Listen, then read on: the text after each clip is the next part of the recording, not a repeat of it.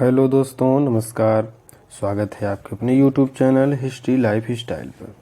मित्रों, आज हम प्रस्तुत कर रहे हैं मैराथन श्रृंखला में भारतीय संविधान और राज्य व्यवस्था से संबंधित उन प्रश्नों को जो कि वनडे एग्ज़ाम, टीचिंग एग्ज़ाम, सभी एग्ज़ाम में बार बार रिपीट किए गए हैं। तो आज का हमारा पहला प्रश्न है, अनुसूचित जाति, अनुसूचित जनजाति और अन्य पिछड़ा वर्गों की स्थितियों की जांच के लिए एक आयोग नियुक्त करने का अधिकार किसके पास है। बड़ा शानदार क्वेश्चन है।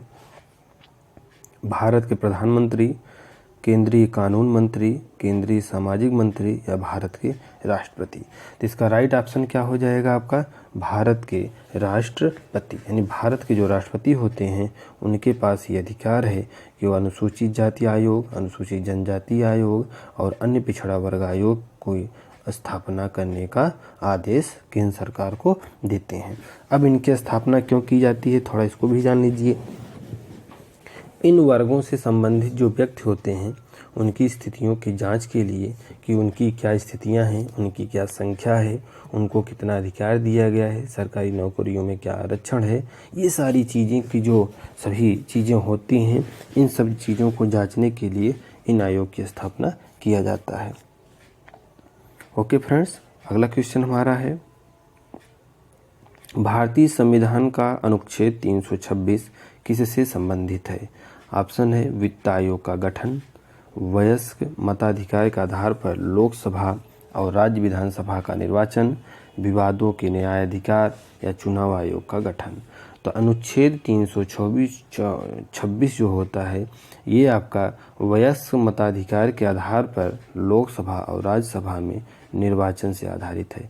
हमने उस दिन आपको बताया था कि अनुच्छेद 324 क्या होता है। अनुच्छेद 324 निर्वाचन आयोग से संबंधित है। तो उसी के अंतर्गत अनुच्छेद 326 जो होता है वो लोकसभा और राज्यसभा के निर्वाचन पर आधारित होता है। ओके फ्रेंड्स, बढ़ते हैं अगले क्वेश्चन की तरफ। हमारा अगला क्वेश्चन है, नीति आयोग के अध्यक्ष कौन है? ऑप्शन आपके पास है प्रधान आर्थिक सलाहकार, वित्त मंत्री, आर्थिक सलाहकार या प्रधानमंत्री। तो नीति आयोग के अध्यक्ष होते हैं भारत के प्रधानमंत्री। तो वर्तमान में नीति आयोग के अध्यक्ष आपके नरेंद्र मोदी जी हैं। ठीक है, नीति आयोग में उपाध्यक्ष भी होता है और 7 सदस्य भी इसमें शामिल होते हैं। जैसा कि गौरतलब है कि नीति आयोग के स्थान पर पहले क्या होता था, सभी को पता होना चाहिए। योजना आयोग, जिसकी स्थापना 1950 में किया गया था, 15 मार्च 1950 को आपके नेहरू जी ने किया था। तो उसके स्थान पे 2014 में नीति आयोग की स्थापना किया कि 1 जनवरी 2014 को किसने किया था? प्रधानमंत्री नरेंद्र मोदी ने।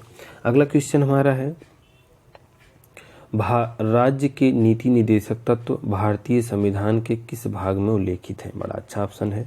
भाग 3 में है, भाग 4 में है, भाग 5 में है, भाग 6 में है। तो राज्य के नीति निदेशक तत्व जो होते हैं जिसमें राज्यों के निर्देश दिया गया है कि आप अपने नागरिकों के लिए, उनके कल्याण के लिए, विकास के लिए यथासंभव प्रयास करिए, ये सारी चीज़ें जो शामिल हैं वो भाग 4 में शामिल हैं, भाग 4 में शामिल है। अगला क्वेश्चन हमारा है, भारतीय संविधान के अनुच्छेद में बालात श्रम और प्रतिषेध किसमें रोका गया है? यानी आप बच्चों से जबरदस्ती श्रम नहीं करवा सकते, किसमें है?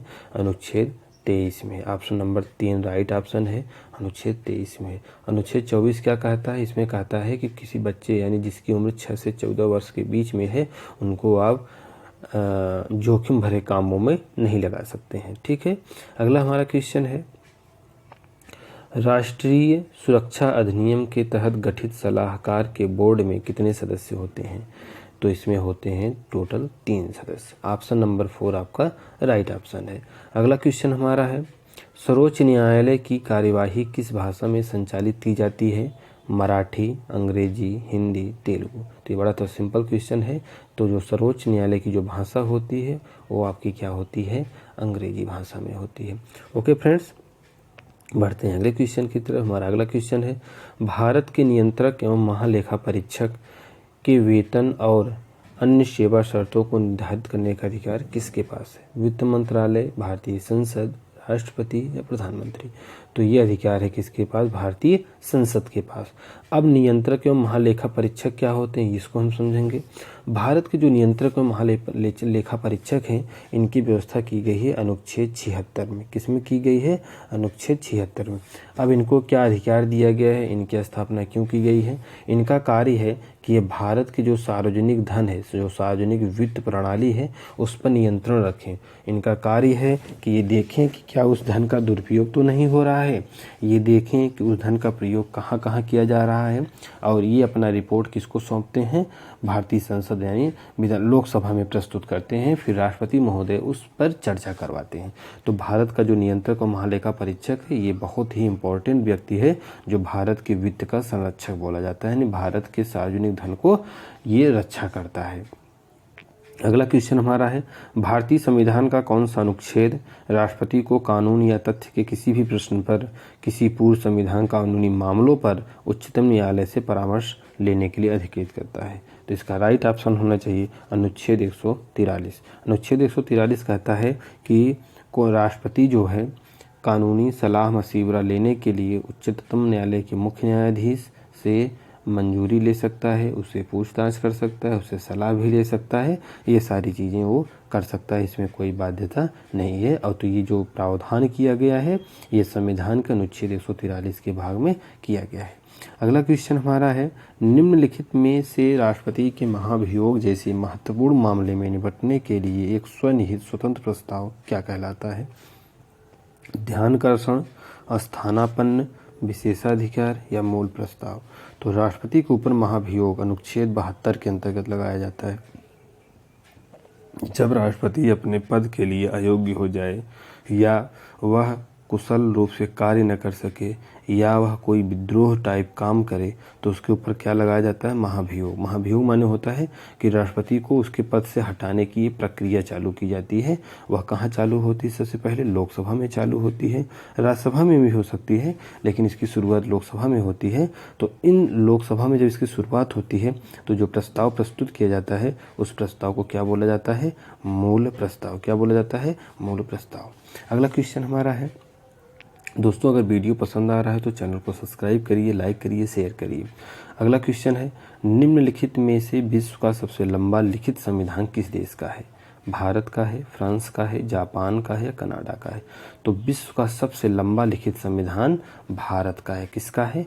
भारत का है। और एक चीज़ जान लीजिए, विश्व में सबसे पहले संविधान कहाँ लिखा गया था? तो अमेरिका में लिखा गया था। कहाँ लिखा गया था? अमेरिका में लिखा गया था विश्व में सबसे पहला संविधान। ओके फ्रेंड्स, बढ़ते हैं अगले क्वेश्चन की तरफ। तो शायद हाँ, आज के लिए इतना ही क्वेश्चन हमने इस वीडियो में शामिल किया। आशा करते हैं आपको प्रश्न जरूर पसंद आए होंगे। बड़े इंपॉर्टेंट प्रश्न हैं, सभी वनडे एग्जाम में पूछे जा रहे हैं बार बार, इसलिए आप इन प्रश्नों पर विशेष गौर करिए, अच्छे से इनको पढ़िए। हम आपके लिए इतनी मेहनत करते हैं, तो आप भी हमारे लिए थोड़ी सी हेल्प कर दीजिए। चैनल को सब्सक्राइब करिए, लाइक करिए और शेयर करिए। मिलते हैं अगले वीडियो में, तब तक के लिए नमस्कार, धन्यवाद।